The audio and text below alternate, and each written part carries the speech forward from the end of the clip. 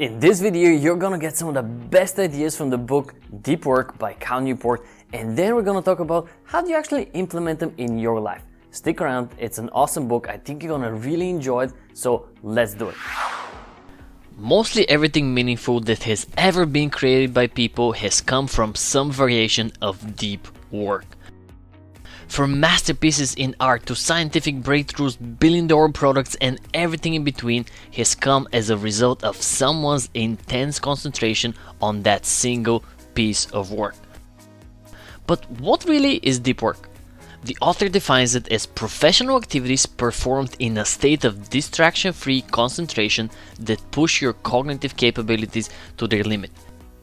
These efforts create new value, improve your skills, and are hard to replicate.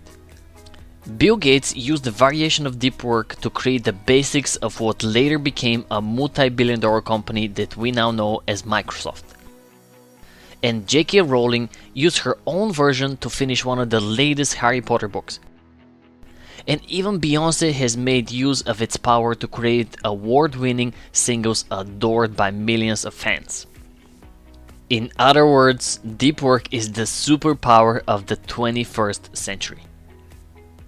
At a time when every one of us is constantly bombarded by emails, meeting requests, tight deadlines, and requests from bosses and coworkers, the ability to focus without distraction on a cognitively demanding task can be seemingly impossible. And that is just your professional life. Add to that an ever-expanding circle of entertainment options and the constant grip of social media networks on your personal life, and you have a focus epidemic. So how can you incorporate deep work into your life instead of suffering from a shallow work frenzy? It all starts by having the basic understanding of how deep work affects your brain. By focusing intensely on a specific skill, you're forcing the relevant circuit in your brain to fire again and again and again. And this repetitive use triggers cells to wrap layers of myelin around the neurons, effectively cementing that skill. Think of it as going to the gym, but for your brain. Just like every intensive workout helps make your specific muscle stronger, every period of deep work makes your brain stronger. Let's create the ultimate workout for your brain in just 4 simple steps. Step 1 is identify what is actually deep work in your case. You cannot do deep work if you don't know what that is. Take the time to figure out what type of activity will produce the absolute best stuff that you're capable of.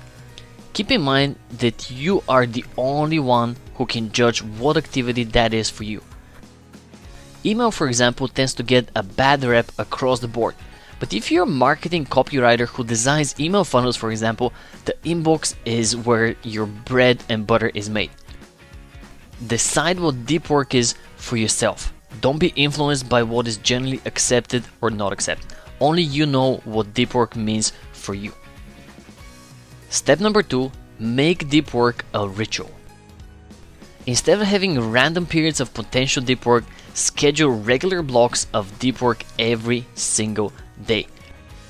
By removing the unknown timing and by not relying on willpower to get started, you're setting yourself up for success. A novice in the art of focus and concentration might find it hard to produce more than 30 minutes of deep work at first. But as with most things in life, it gets easier the more you practice. According to Newport, one can extend deep work up to 4 hours per day with the help of regular practice. Step number 3, eliminate distractions. It goes without saying that deep focus requires 0 distractions.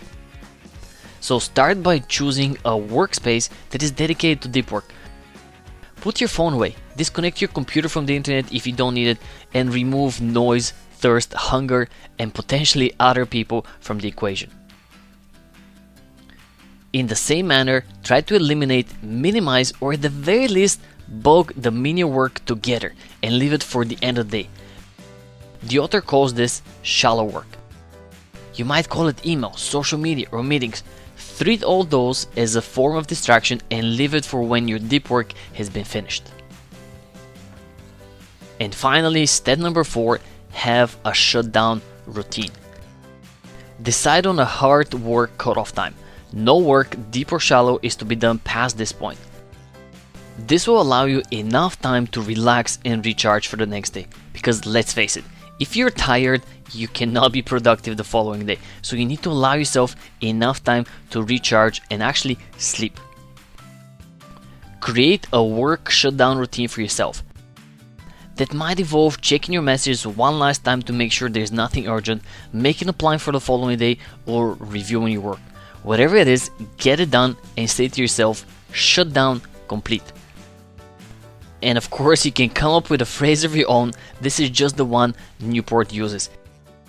And it sounds cheesy, but saying it out loud helps your brain disconnect from the work and it provides you with closure.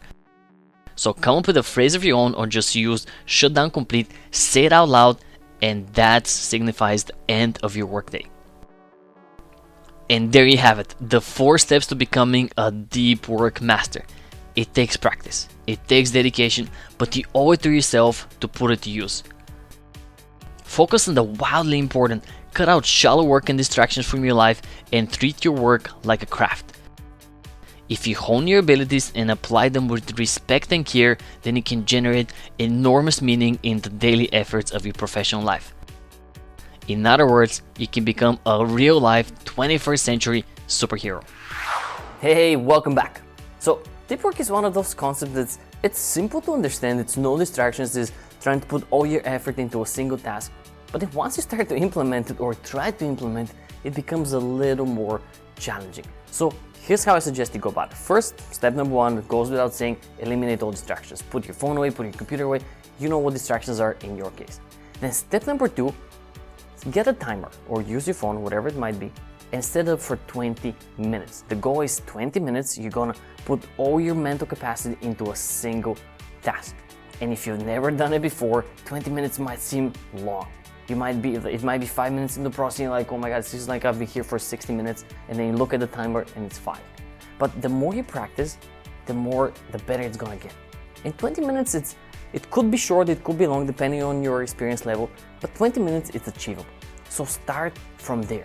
Get good with 20 minutes of concentrating everything on a single task, then move it to 30 or 25 or 35 or 40, whatever it might be, but start from 20 and move the way up. Because as Cal Newport says in the book, you can go for up to 4 hours, but chances are trying to go from 5 minutes at a time to 4 hours might be too much and you might set yourself up for failure. So start 20 minutes, get comfortable with that, get good with it. Once you see that 20 minutes is nothing for you, move it up to 25, 30, 35, 50, and over time, one, you're gonna figure out what works best for you, so you're actually productive and not exhausted, and 2, you're gonna practice and become better at the art of deep work.